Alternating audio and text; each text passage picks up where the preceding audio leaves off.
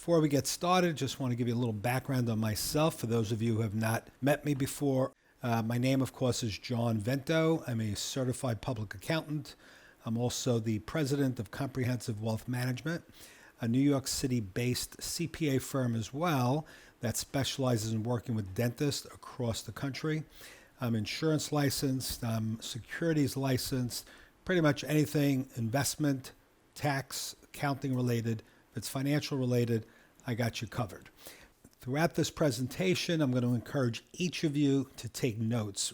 Note down what your question is so that you'll have an opportunity to reach out to me and speak with me about what your particular question was. Please call my office. Contact information is at the bottom of the slide. Okay, the last topic for today we're going to speak about is advanced tax planning strategy number 8, qualified opportunity zones. I'm going to read the slide to you and then we'll go into some examples. Defer taxes on capital gains from the sale of your stock, real estate, dental practice, and or office building by investing the capital gains portion of the proceeds in real estate and or businesses located in financially distressed areas known as qualified opportunity zones. So President Trump signed into law 2 years ago qualified opportunity zones. The idea behind this was to give investors an incentive to go into less privileged areas where the average income is much lower. There's more poverty there, a lot more unemployment. By doing this, by giving people this incentive, an investor now is willing to take the risk of putting significant amount of money into areas that otherwise they wouldn't even think about investing in. And I'm sure many of you have seen areas, even in your hometown, wherever that may be, that there was never any development, but now there's tremendous development, new buildings going up, new shopping centers. A lot of wealth is being created. It's giving employment to the people from those communities. It's going to give that neighborhood even more jobs, more opportunities for the stores that are going to open up there. And the investor, they benefit from this because there's going to be tax incentives that will want them to take that risk, to take that investment on. So we're going to go through how to take advantage of a qualified opportunity zone now. Now, unlike a 1031 exchange, where the rules are very strict and very limited, with a 1031 exchange, you can only sell your business real estate or your investment real estate and exchange that dollar for dollar for another property of equal or greater value to avoid the capital gains tax, to defer it. With a qualified opportunity zone, you don't have to invest the entire proceeds, only the capital gain portion of it. So this would apply if you sold a stock, a mutual fund, investment real estate, an expensive piece of jewelry, artwork, cars, pretty much any asset, unless it's your personal residence, that wouldn't qualify. So any asset you sell that normally would be subject to a capital gains tax, you can now take that money and put it into a qualified opportunity zone investment to get some amazing benefits out of it. But again, just to give you an example, let's assume you bought a building that you're operating your dental practice out of for $500,000 and you bought it 30 years ago. Over that 30-year period, you've fully depreciated that property. Your cost basis in that property is pretty much zero. It's just whatever the value of the land was at the time. For my example, let's make it zero. If you now sell that property and you get, let's say, $2 million, that $2 million would be all taxable. Let's assume that when you bought it, the land was worth $100,000. That $2 million, you don't have to invest the full $2 million.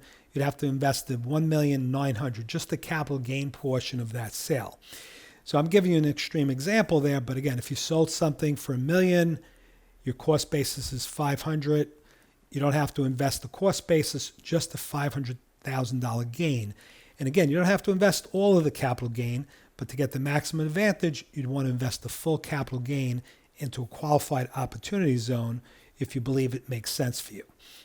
So investors with taxable gain from the sale or exchange of virtually any type of property may potentially defer the gain by reinvesting the proceeds into a qualified opportunity zone within 180 days from the date you sold that property. Also, unlike a 1031 exchange, if you already have major capital gains this year and you didn't use a 1031 exchange, this is good news. As long as you do the qualified opportunity zone within 180 days, you don't need a qualified intermediary with a qualified opportunity zone. You could still defer the tax on that gain. So there's still hope for you if you sold your office building this year or you sold some stock at a big gain at some point. There's still an opportunity here for you to defer the gain on that tax by utilizing this system. So let's go through what is the major tax benefit of utilizing a qualified opportunity zone. I'm going to once again read the slide and then explain it to you. If the investor holds an interest in a qualified opportunity fund for at least 10 years, then in connection with the sale of such interest, the investor's basis in such interest will be equal to the fair market value of such interest on the date it is sold, thereby eliminating any federal income tax with respect to any appreciation of the value of that interest. This is by far the most attractive feature of this strategy. Tax-free income on your investment. Please note, if your original investment in a qualified opportunity zone did not come from capital gain deferral, then this tax-free treatment would not apply. I realize that was a mouthful, and the first section there, of course, sounded like legal mumbo jumbo, so I'm going to try to clarify this all for you. So again, let's use a simple example. You sold your dental office building for $1 million. You paid $500,000 for it. You already took $300,000 of depreciation. If you sell it, you're going to end up with an $800,000 capital gain. You could take that $800,000 capital gain and invest that into a qualified opportunity zone investment. By doing this, you're not going to pay capital gains tax in the year of the sale on the property. You're going to defer it to a later date. Here's where it gets really interesting. Assuming you put $800,000 into that investment and 10 years later you sell it for $1.8 million, the additional $1 million profit you make from investing in a qualified opportunity zone, as long as you held that investment for at least 10 years, all future gains will be completely tax-free. Let me repeat that. Any gain above and beyond that $800,000 investment in the example I just gave you, any gain above and beyond that will be completely tax-free. By far, this is the single most important reason people are pouring literally hundreds and hundreds of millions of dollars into these underprivileged areas. Yes, they want to help revitalize the community, but the tax incentive makes these investments really, really interesting to an investor. So assuming you were lucky enough to make a 10% rate of return on your money on a qualified opportunity zone, and as we know, there's no guarantee what you're going to make or even if there's going to be a profit, but let's just assume for argument's sake you made a 10% return. The fact that that 10% return will be completely tax-free is tremendous. You'd have to earn an equivalent 20% return if you were in a 50% tax bracket to get that type of benefit. Very, very powerful tool. If you have no need for the capital gain portion of your sale and you're okay with investing your property and knowing you're not going to touch it for at least 10 years, then this could be a good solution to help you minimize your tax liability and get tax-free income down the road. So what about the $800,000 in the example I just gave you? Will you avoid capital gains tax from that original $800,000? Unfortunately, the answer to that is no. That portion is just tax deferred. So let me read you the next slide. The potential additional tax benefit. First tax benefit we talked about made it worthwhile. This is just icing on the cake. An investor who holds an interest in a qualified opportunity fund for at least 5 years will receive a step up in basis equal to 10% of their original gain deferred by reason of the investing in the Qualified Opportunity Fund, provided, however, that such interest must be acquired before the end of December 31st, 2021. So, a couple of things to highlight here. This law is due to expire at the end of next year. So if you're thinking of doing a Qualified Opportunity Zone investment, you got to get it done before the end of next year. The sooner the better, of course. Then this is going to be off the table unless they agree to extend this law to future years. Number two, the example I gave, you had an $800,000 capital gain. That $800,000 capital gain, you're not going to pay taxes on that. But if you hold it for at least 5 years, that $800,000, 8,000 of it, 10% of it, will also be forgiven. You won't have to pay capital gains tax. So 800,000 times 10% is actually 80,000. So that 80,000 will be completely tax-free once the liquidating event occurs. So let's go to the next slide to elaborate on this a little further. The potential additional tax benefit, this is actually the third one. An investor, I'm going to read the slide, an investor deferral period with respect to the original gain reinvested in the interest in the Qualified Opportunity Fund ends on the earlier of two dates. The date on which the investor disposes of the interest in the fund or December 31st, 2026.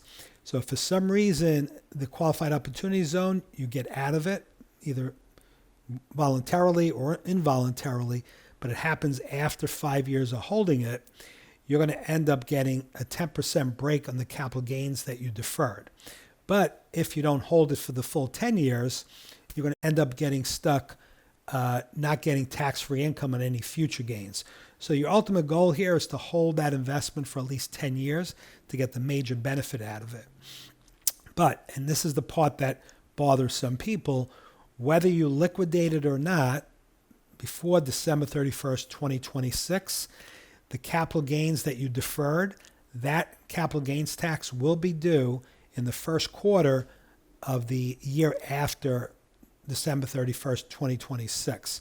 So just to read that last point, although the original capital gains tax is deferred as a result of your reinvestment of the capital gain, the tax will become due no later than December 31st, 2026, and must be paid by April 15th of the year following the sale. So that is a little bit tricky situation there because you're going to end up owing the tax on that capital gain at that point, even if you still own and are holding that investment. But you have to just manage that so that you have sufficient cash flow to cover the tax liability when that bill comes due in 2027. But in the meantime, you got the benefit of tax deferral. Number two, you eliminated 10% of the capital gains tax from the original sale in the example we used of your dental office building.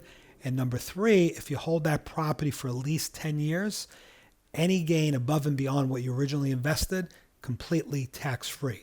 Tremendous, tremendous planning opportunity, but you need to act on this sooner rather than later. One other very quick point here. Normally you have 180 days to do this. Because of the coronavirus, the government came back and they extended that period for this year. So you may have until December 31st of this year. So even if you sold your practice before July 1st of this year, you still may have an opportunity to take advantage of this. In fact, when we do tax planning, we're always planning ahead of time and looking at futuristic events and things we need to do.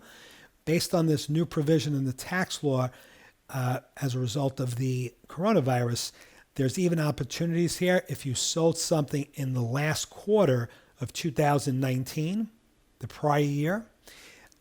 If you sold it in the last quarter of that year, depending on when you sold it, we may be able to still go back, reinvest that capital gain before the end of this year, and then you could go back to your tax advisor and they could amend your prior year's tax return, and you could get back a large chunk of money that you paid in capital gains tax related to 2019. Now, that is a highly unusual situation because this tax extension that they made because of coronavirus now puts people in a position that even if they already filed their tax return and sold their property in the prior year, we could still go back and claw back the benefits of this deduction. So I would encourage you, if you fall into any of those categories, please speak to your tax advisor, your investment advisor, or even better, just give me a call during your 30-minute one-on-one session. Just have those questions available to me, and I'll explain exactly whether it applies to you and how you can take advantage of it with your particular individual situation. So this is the cover of my book, Financial Independence, Getting to Point X. I would highly recommend that you pick up a copy of it. It could be ordered through Amazon.com or Barnes & Noble. The book is loaded with useful financial planning tips. In addition to that, the second version, which is the green-covered book, has a new chapter dedicated to dental practices and the specific strategies you could use to save more of what you make. So with that said, once again, thank you for attending the presentation. I'd like to wish each of you the very best of success. Have a great day and enjoy.